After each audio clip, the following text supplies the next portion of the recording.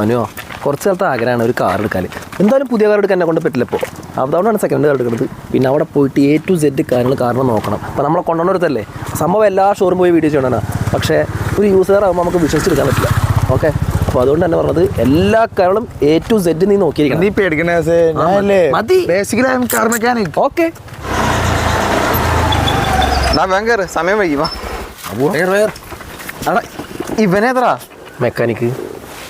മെക്കാനിക്കോ? ഞാൻ മെക്കാനിക്ക്. പറ മോനെ, നീയാണ് മെക്കാനിക്ക്? ഞാനാ മെക്കാനിക്കല്. നീ ഇറങ്ങിക്ക്, നീ ഇറങ്ങ. എടാ ഈ എന്തിനാ ഇപ്പൊ അവനെ കൊടുക്കണം? ഏട്ടാ ഒരു മെക്കാനിക്കലാണ് യൂസർ എടുക്കാൻ പറ്റും. എന്താ ചെയ്യുക? അവൻ എത്ര കൊടുക്കണം? ഒരു 1200 കൊടുക്കണം. 1200 ചെലവ്. 0 ഡൗൺ പേയ്മെന്റ് വണ്ടി അന്വേഷിക്കണം. ഈ അന്വേഷിച്ചാൽ വേറെ അതിന്റെ പുറത്തുണ്ടാക്കല്ലേ? അതല്ല സംഭവം, നമ്മൾ യൂസർ എടുക്കുന്നത് എന്തെങ്കിലും തരത്തിലുള്ള പ്രശ്നങ്ങൾ എന്താ ചെയ്യുക? എടാ നമ്മൾ ആപ്പ് ഷോറൂമിലേക്കല്ല ഞാൻ കൊണ്ടുപോകണത്. പിന്നെ ഇത് മെക്കാനിക്കിന്റെ ഒരു ആവശ്യമില്ല. എന്ത് കംപ്ലൈന്റ് വന്നാലും നമുക്ക് റിട്ടേൺ ചെയ്യാൻ പറ്റും. അങ്ങനത്തെ ഷോറൂമിലേക്ക് ഞാൻ കൊണ്ടുപോകണം. അത് അവിടെ എത്തിയിട്ട് കാണിച്ചു തരാം. എന്തെങ്കിലും പറഞ്ഞിട്ട് ഒഴിവാക്ക്.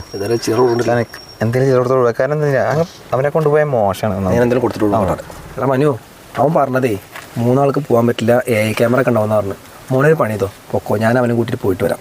അല്ലാതെ ബേസിക്കലി കാർ മെക്കാനിക്. അതൊക്കെ ഓക്കെ. ഈ ഒരു പണി 100 രൂപ ഉണ്ട്. ഇപ്പോൾ പോയാൽ കാക്കണ ബസ് കിട്ടും. നീ നേരെ വീട്ടിൽ കിട്ടോ. 100 രൂപ? ഞാൻ ശരിക്കും കാർ മെക്കാനിക്കാം. നീ ഇപ്പോൾ തൽക്കാലം വീട്ടിലോട്ടോ, ഞാൻ പോയിട്ട് വന്നിട്ട് കാണാം. 100 രൂപ ഒക്കടാ. നീ അത് കണ്ടോ? സായുജ്യം ലേഡീസ് ഹോസ്റ്റൽ. അതല്ല, അപ്പുറത്തെ ബോർഡ്. ഓ, കാർ 24.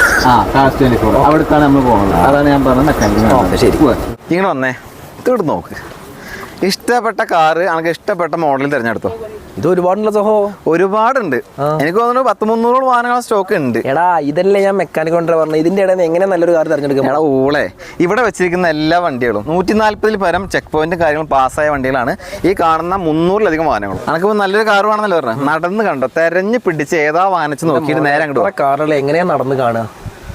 നടന്നു കാണലേ ടാസ്ക്കാണ്. ഇത്തിരി വണ്ടികൾ നോക്കുക. വണ്ടി കൊണ്ട് കാണിച്ചു തരാം.